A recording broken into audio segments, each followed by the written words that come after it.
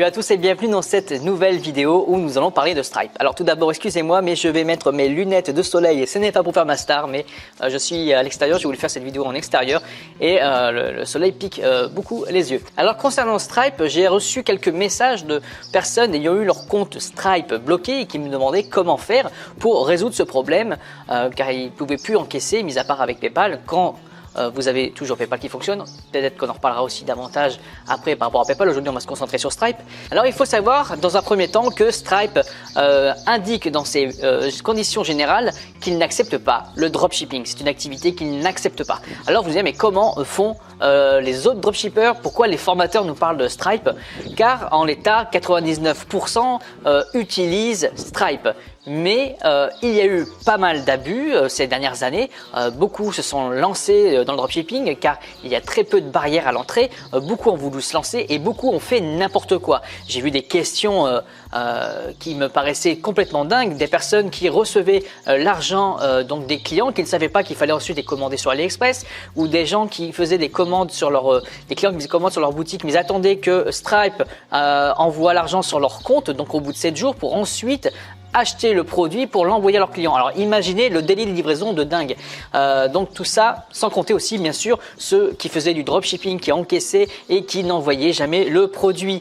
Ça a créé beaucoup de conflits, de litiges et du coup je pense que Stripe a vraiment mis cette condition, a vraiment bloqué pas mal de comptes quand ils s'apercevaient qu'il y avait des personnes qui respectaient pas les règles. Alors comment faire pour que Stripe ne voit pas que vous faites du dropshipping ou qu'ils se disent tiens c'est une boutique dropshipping, donc on va le bannir. Alors ça arrive rarement. Si quand vous commencez à avoir des litiges, il se peut que vous soyez bloqué en effet parce qu'ils vont peut-être vérifier le shop et s'ils voient que le shop est pas vraiment optimisé, qu'il ressemble à un shop de dropshipping standard avec des livraisons de dingue, ils risquent forcément de bloquer pour éviter trop de pertes d'argent, parce que lorsque vous recevez des paiements que vous remboursez et tout ça, pour eux c'est des pertes parce qu'ils ont des frais et tout ça, et de faire des remboursements pour eux ce n'est pas du tout rentable. Ils recherchent plutôt des clients avec qui vous faites avec qui ils ont une confiance. Donc si vous faites très bien votre travail, si vous avez bien mis vos mentions légales, vos conditions générales de vente, vos CGV, votre politique de retour, que tout est propre, que vous faites en sorte que votre boutique fasse vraiment très professionnelle et qu'elle fasse pas amateur, vous avez beaucoup moins de risques de vous faire bloquer si votre boutique est vraiment bien travaillée, si elle est bien brandée, si elle est optimisée, si elle ne ressemble pas à une boutique créée en une seule journée. Essayez vraiment de rendre cette boutique la plus professionnelle possible en mettant tout ce qu'il faut, comme je l'ai dit. Ensuite, travaillez sur vos délais de livraison.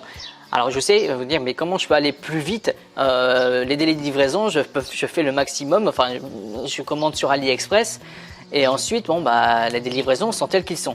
Alors en effet, si vous commandez par le biais d'AliExpress, vous n'aurez aucun pouvoir là-dessus. C'est pour ça que sur cette chaîne YouTube Speedycom, on prévient tous nos abonnés, on prévient nos clients qu'il est très important de vite passer à un stade supérieur.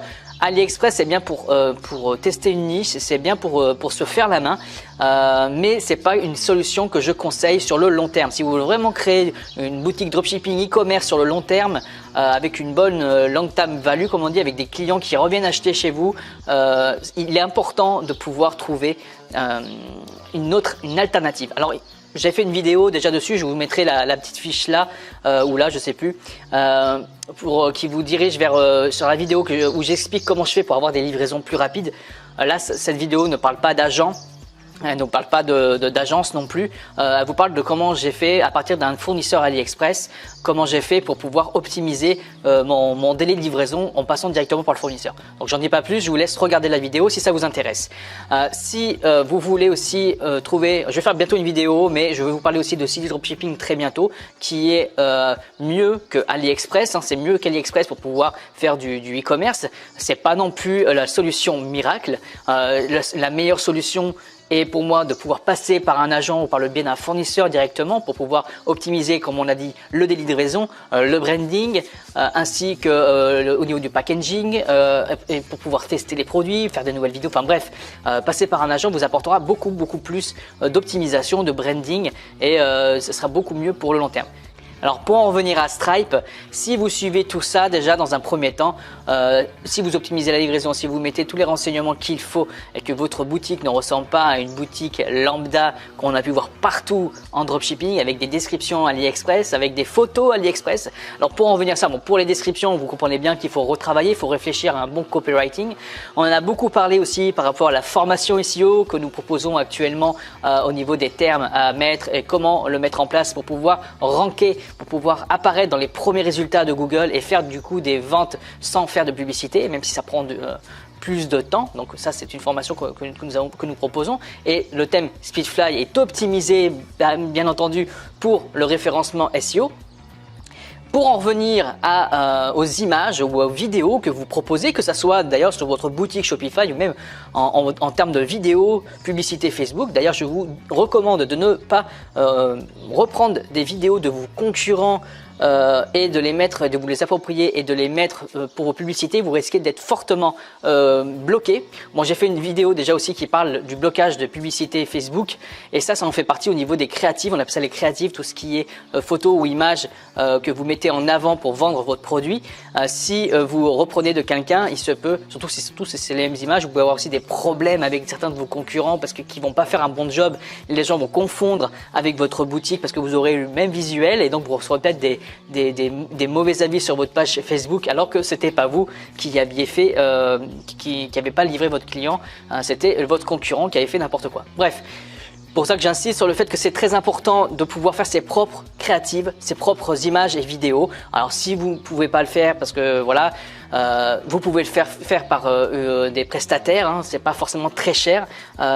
Si ça vous intéresse, on pourra peut-être vous communiquer des noms de personnes qui peuvent ou des prestataires qui pourront vous le faire. Alors voilà tout ce qu'il faut faire pour ne pas se faire bloquer par Stripe. Si vous êtes nickel de ce point de vue-là, tout ira très bien. Alors comment faire si vous êtes bloqué? Alors si vous êtes bloqué, cela m'est arrivé une fois, mais personnellement pour mon compte Stripe, j'ai un compte mère on va dire, et dans ce compte je crée des sous-comptes. Je ne sais pas si vous avez remarqué, mais on peut créer plusieurs comptes dans un même compte. Donc pour chaque boutique, je crée un compte différent à l'intérieur. J'en avais eu un qui était bloqué, j'ai pas compris pourquoi, parce que tout se passait très bien. Et là, il se peut que vous soyez aussi dans ce cas où vous faites tout très bien, mais vous êtes bloqué et vous ne savez pas pour quelle raison. Moi, alors du coup, ce compte-là, l'argent était bloqué pendant 90 jours. Mais j'ai reçu donc l'argent au bout de 90 jours, mais j'avais créé d'autres comptes Stripe dans ce compte Stripe mère et j'ai pu donc plugger ma boutique sur un autre compte Stripe que j'avais. Et tout s'est bien passé, il n'y a pas eu de souci pour cette boutique-là. Et ça a tourné, ça fait des mois et des mois que ça s'est passé et ça fonctionne nickel. Donc je ne sais pas pourquoi, je les avais contactés pour pouvoir me débloquer, me faire comprendre. Ils sont bien souvent sourds à tous vos arguments, donc ça sert à rien de persister. Essayez de pouvoir vous recréer un compte Stripe, et si ça ne fonctionne pas et qu'ils ne veulent pas vous ouvrir de compte Stripe, je vous conseille vraiment de vous renseigner sur Molly qui a de très bons retours, qui sont moins sévères par rapport à Stripe. J'ai beaucoup de retours positifs par rapport à justement au processeur de paiement Molly. J'en ai fait par ailleurs une vidéo de comparaison entre Stripe et Molly et niveau tarif c'est quasiment identique. Je pense que c'est il y a un peu plus de papier à fournir pour Molly, mais tous ceux qui font du dropshipping avec Molly, surtout qu'il n'y a pas eu trop d'abus pour le moment, donc Molly je pense qu'ils sont moins pointus sur ça. Mais je vous conseille quand même de faire très attention et c'est pas parce que Molly n'est pas aussi pointu que Stripe par rapport aux activités de dropshipping qu'il faut faire n'importe quoi. Vraiment faites le mieux possible votre boutique comme je l'ai dit et vous n'aurez pas de soucis. Alors j'ai eu des questions aussi sur Shopify Payment. Alors si vous souhaitez utiliser donc Shopify Payment, il vous faut absolument une société à l'étranger, aux États-Unis, en Angleterre, en Irlande, peu importe, mais sachez quand même, et l'ayant testé, que j'ai pas trouvé ça très facile à créer. J'avais créé pour avoir un compte Shopify Payments et ça a été compliqué. Ils demandaient pas mal de papiers et pour la boutique, à un moment donné, ils me l'ont bloqué. Alors, il n'y avait aucune raison. Ils l'ont débloqué après. Mais j'ai dû voir avec leur service, tout ça, j'ai eu les boules parce que c'est une boutique qui a été créée, je mets en place le Shopify Payments et là, ils me refusent le Shopify Payments et en plus, ils bloquent la boutique direct. Donc voilà, peut-être que c'est une malheureuse expérience que j'ai eue. Moi, ils me l'ont débloqué assez rapidement. Mais bon, à savoir pourquoi il y a eu ça, ça peut arriver, ils se sont excusés. Comme Facebook qui ont bloqué pas mal de comptes publicitaires pour rien du tout, dont j'ai fait partie. Ils ont bloqué le compte, ça s'est résolu assez rapidement, heureusement. Mais ils ont bloqué des business managers, j'en ai fait partie, mais ils ont bloqué business managers. Il fallait communiquer. Maintenant, tout est revenu quand même dans l'ordre au niveau de Facebook. Il n'y a plus de bannissement comme ça aléatoire comme il y a pu y avoir un temps, alors que les gens faisaient très bien leur travail. Il n'y avait pas de soucis. Des clients nous ont remonté leurs problèmes et on n'a pas compris pourquoi ils avaient été bloqués, comme ça a été pour mon cas. Donc voilà, en ce qui concerne Stripe, il n'y a pas de solution miracle. Si vous êtes bloqué, essayez de… Si vous aviez un ancien compte Stripe, par exemple, c'est arrivé à certains qui avaient créé aussi un vieux compte Stripe et ça a fonctionné, ils ont plugué. Mais je crois que si vous êtes bloqué, que vous n'avez qu'un seul compte et que vous voulez en créer un autre, ça ne fonctionnera pas. Une de nos clientes nous a fait remonter ça. Elle a essayé de faire comme je lui avais dit et ça ne fonctionnait pas. Donc si vous avez un compte Stripe, n'hésitez pas à créer un nouveau compte Stripe au sein du même compte Stripe. Je ne sais pas si je suis clair. Si vous voulez que je fasse une vidéo pour vous expliquer comment faire, je le ferai. Mais c'est vraiment très simple. Vous êtes sur votre compte. En haut, vous cliquez, il y a marqué nouveau compte. Vous cliquez dessus et ça va vous demander de créer. Il faudra mettre les identifiants de votre entreprise, tout ça. Nanana. Alors aussi une clarification. Certains me disent oui, voilà, j'ai été bloqué par Stripe, j'ai pas de numéro de SIRET et tout ça. Alors savoir qu'il y a qu'avec Stripe qu'on peut commencer à encaisser de l'argent sans avoir de SIRET. C'est le numéro de SIRET, pour ceux qui ne savent pas, c'est votre numéro d'entreprise. Alors je vous conseille vraiment avant de créer un compte Stripe et tout ça, d'avoir vraiment votre numéro d'entreprise, au moins de créer votre micro-entreprise. Je sais que beaucoup se lancent sans société et ça peut compliquer les choses après, surtout que légalement c'est pas viable sur le long terme. Et si vous vous lancez dans l'e-commerce, si vous êtes vraiment convaincu de votre activité, que vous voulez foncer dans cette voie-là, pensez quand même à créer. Alors vous pouvez créer votre boutique, vous pouvez tant que vous n'encaissez pas, vous pouvez faire tout ça. Et à partir du moment où vous voulez encaisser, il faudra absolument vous créer au moins une micro-entreprise. Vous ne pouvez pas encaisser en tant que particulier. Quand vous commencez à faire du commerce, il faut donc avoir un numéro de SIRET. Et si vous avez le numéro de SIRET, si vous êtes tout en règle avec Stripe, il n'y a pas de raison que vous soyez bloqué. Voilà, c'est mon retour d'expérience que je vous dis. Il vaut mieux que vous ayez, et par rapport aussi à nos clients, je vous dis, il faut vraiment être en règle et pas essayer de dire, moi je vais tester, si ça marche, c'est bien, je crée une entreprise, sinon c'est pas grave. Déjà, si vous êtes dans un état d'esprit en disant c'est un test et on verra, je suis pas sûr d'y arriver. Déjà, c'est pas le bon état d'esprit d'entrepreneur. Il faut vraiment y aller. De toute façon, vous ne paierez pas si vous ne faites 0 euros de chiffre d'affaires, vous ne paierez rien avec une micro-entreprise. Donc, n'hésitez pas à créer cette formalité. C'est assez simple et une fois que c'est fait, vous pourrez encaisser tranquillement, la conscience tranquille et pas vous dire je suis un hors-la-loi. Alors je sais, il n'y a pas de solution miracle, je ne vous ai pas donné de solution miracle. Soit vous anticipez, soit vous faites une boutique bien professionnelle pour ne pas être bloqué, soit vous avez créé plusieurs comptes Stripe au sein du même compte Stripe, des sous-comptes qui vous permettent justement de pallier à ça. Soit vous pouvez récupérer un ancien compte Stripe que vous auriez éventuellement créé auparavant. C'est arrivé à certains de nos clients qui ont pu recommencer grâce à ça.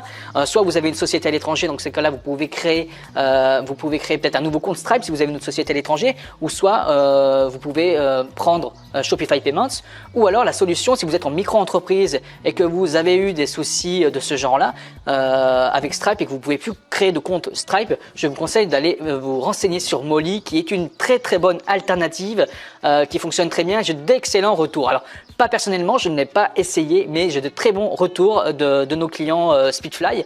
Donc essayez de les contacter, enfin contactez-les et voyez avec eux. Par contre, bien entendu, il faut toujours avoir un numéro de SIRET, un numéro d'entreprise pour pouvoir s'inscrire à Molly. Voilà les amis, j'espère que cette vidéo aura répondu à pas mal de vos questions. Si vous en avez davantage, n'hésitez pas, comme je le dis à chaque fois, à les mettre dans les commentaires et je verrai pour y répondre, ou alors quelqu'un de Speedicom y répondra. Je vous souhaite une très bonne fin de journée. N'oubliez pas de vous abonner à la chaîne YouTube et de laisser un gros pouce bleu. Je vous dis à très bientôt. Ciao!